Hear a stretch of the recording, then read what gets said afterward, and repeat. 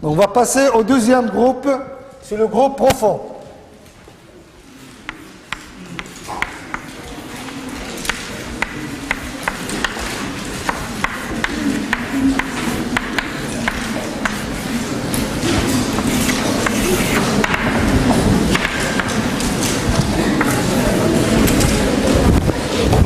On va essayer de reproduire le même schéma. Hein? Essayez de reproduire le même schéma.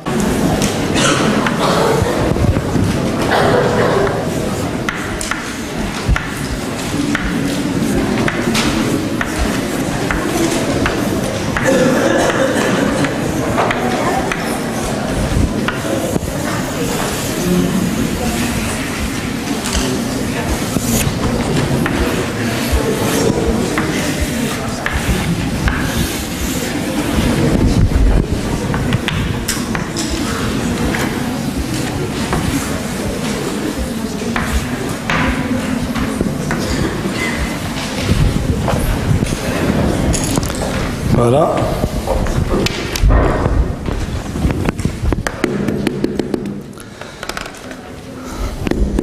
Donc pour avoir accès à ces muscles qui sont profonds et qui appartiennent au groupe profond, donc ces muscles ptérygoïdiens se disposent et sont situés au niveau de la fosse ptérygoïde.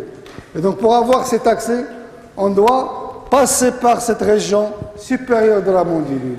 Et donc, on doit couper une partie d'os pour aller accéder à ces différents muscles. Et donc, on va réaliser ça. Donc, c'est une coupe du processus, ou bien de l'arcade zygomatique. On va couper la mandibule, la partie verticale, pour bien sûr avoir accès à ces muscles qui sont profonds. Voilà, schématisez ça s'il vous plaît. Là, donc, une arcade zygomatique qui est coupée en deux et la partie verticale de la branche montante de la mandibule est réséquée pour avoir accès à ces muscles qui siègent au niveau de cette partie, au niveau de la partie supérieure, parce qu'ils ont un rapport important avec le processus ptérygoïde, le condyle mandibulaire. Et c'est pour cette raison qu'on parle des muscles ptérygoïdiens. Les muscles ptérygoïdiens viennent du processus ptérygoïde.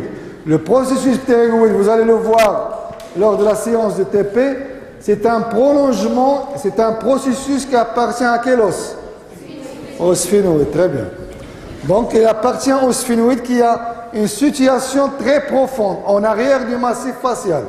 Et donc pour avoir accès, on doit passer par certaines régions et donc on va couper l'arcade zygomatique et une partie de la mandibule.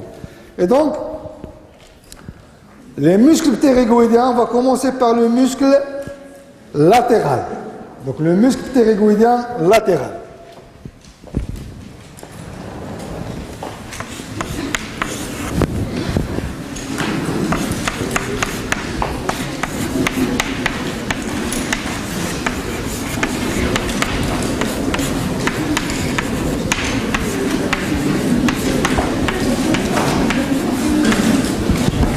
Le muscle ptérygoïdien latéral, c'est un muscle qui est court, qui est horizontal et qui siège au niveau de la partie toute supérieure de la fosse ptérygoïde. On va le schématiser. À ce niveau-là,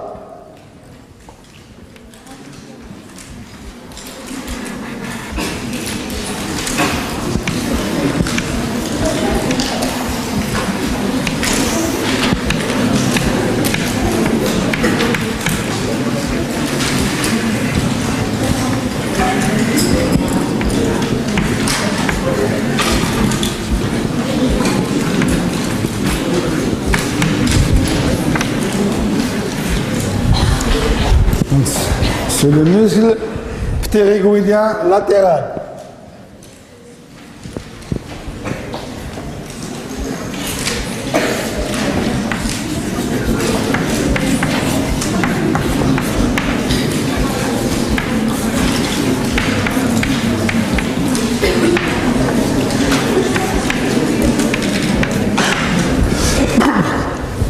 Donc notez, le muscle ptérygoïdien latéral, c'est un muscle qui est court, horizontal siège au niveau de la partie toute supérieure de la fosse infratemporale. Comment? Comment? D'accord.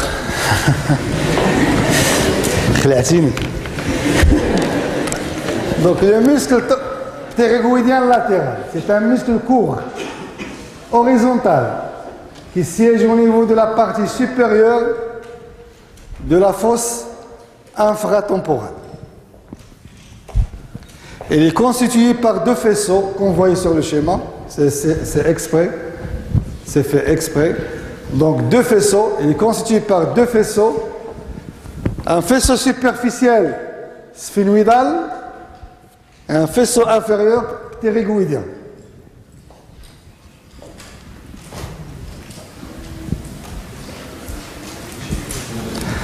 Un faisceau supérieur sphénoïdal et un faisceau inférieur ptérygoïdien. Les deux muscles, ou bien les deux faisceaux se réunissent en arrière. Les deux faisceaux se réunissent en arrière pour aller se fixer sur le condyle mandibulaire. Regardez sur le schéma. Ça se fixe sur la partie médiale du condyle mandibulaire. Donc les deux faisceaux se réunissent et s'insèrent sur le condyle. La fonction de ce muscle, il a une double fonction. Le muscle ptérygoïdien latéral a une double fonction. Lorsqu'il se contracte de manière bilatérale, c'est-à-dire lorsqu'on a une contraction droite et gauche, on aura comme résultat la fermeture de la cavité buccale. C'est pour cette raison qu'on parle des muscles de la mastication. Ça ramène les dents de la mandibule vers les dents de maxillaire pour avoir donc ce mouvement et ce rôle de la mastication. Donc la contraction bilatérale de ce muscle entraîne la fermeture de la cavité buccale. La contraction unilatérale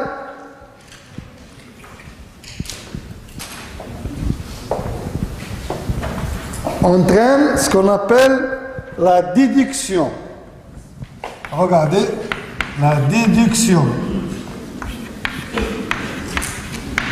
C'est quoi la déduction contralatérale? Donc la contraction unilatérale, c'est-à-dire d'un côté, entraîne la déduction contralatérale de l'autre côté.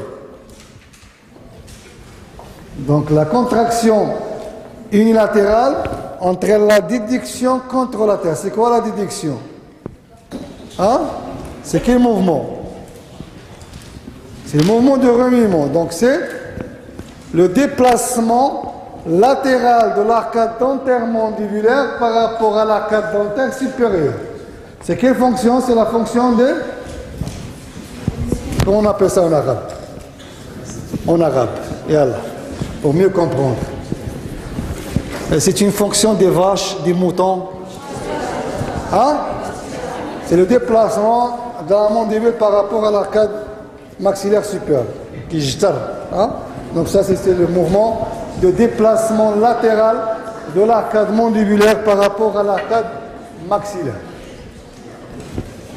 Donc je répète, donc le muscle ptérygoïdien latéral, c'est un muscle qui est court, horizontal, siège au niveau de la partie toute supérieure, constitué par deux faisceaux, un faisceau supérieur sphénoïdal, un faisceau inférieur ptérygoïdien, qui vont se terminer sur le condyle mandibulaire. Et c'est pour cette raison qu'il joue sur l'articulation temporomandibulaire. Donc par deux fonctions, une fonction de la fermeture lorsqu'il se contracte de manière bilatérale, et une fonction de déduction contralatérale lorsqu'il se contracte juste en unilatéral. Le deuxième muscle, c'est le muscle ptérygoïdien médial.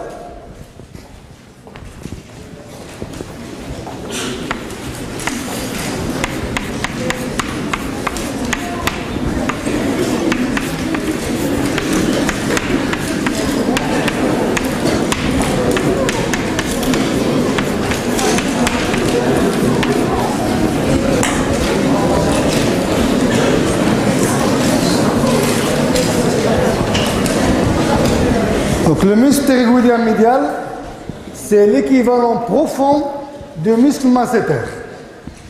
Rappelez-vous de la disposition du masséter. Elle est en dehors de la branche montante de la mandibule. Le ptérygoïdien médial, c'est l'équivalent profond du masséter. Elle a la même disposition, mais en dedans de la branche montante de la mandibule. Donc les deux muscles, masséter en dehors, le ptérygoïdien médial en dedans, et la branche montante de la mandibule au milieu, réalisent une forme de sandwich. Donc avec une couverture musculaire en dehors et en dedans, et l'os qui est au milieu malheureusement. Donc, on va schématiser ça. Donc, c'est un muscle qui est allongé obliquement du haut en bas et qui est profond par rapport à la mandibule. Ça vient de la fosse ptérygoïdienne. On va regarder, on va schématiser ça.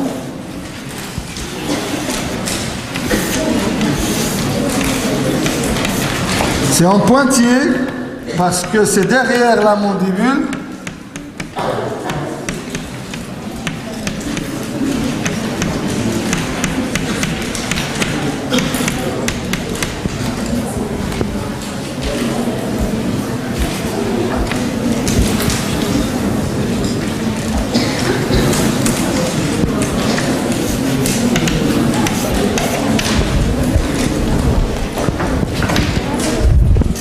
Donc c'est le muscle, on mettez ici faisceau sphénoïdal.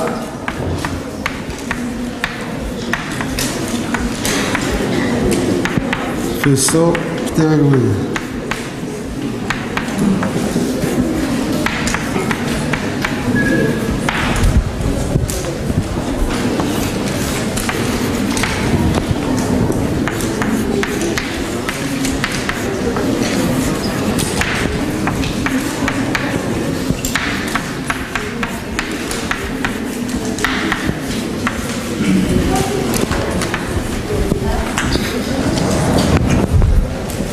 Notez, le muscle ptérygoïdien médial, c'est un muscle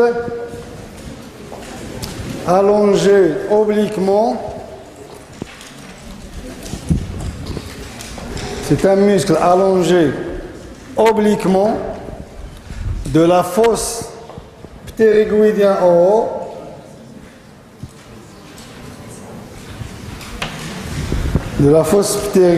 en haut vers la partie profonde de l'angle mandibulaire. Vers la partie profonde de l'angle mandibulaire. C'est l'équivalent profond du muscle masséter. C'est l'équivalent profond du muscle masséter avec lequel elle réalise une ceinture musculaire qui recouvre la branche montante de la mandibule.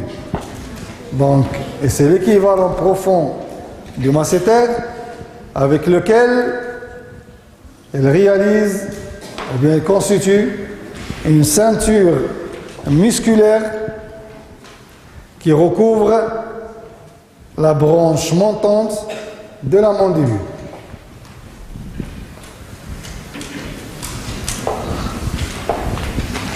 Concernant la fonction de ce muscle, il est équivalent de la fonction du muscle ptérygoïdien. Donc ça veut dire la contraction bilatérale entraîne la fermeture de la cavité buccale et la contraction unilatérale entraîne une déduction contralatérale.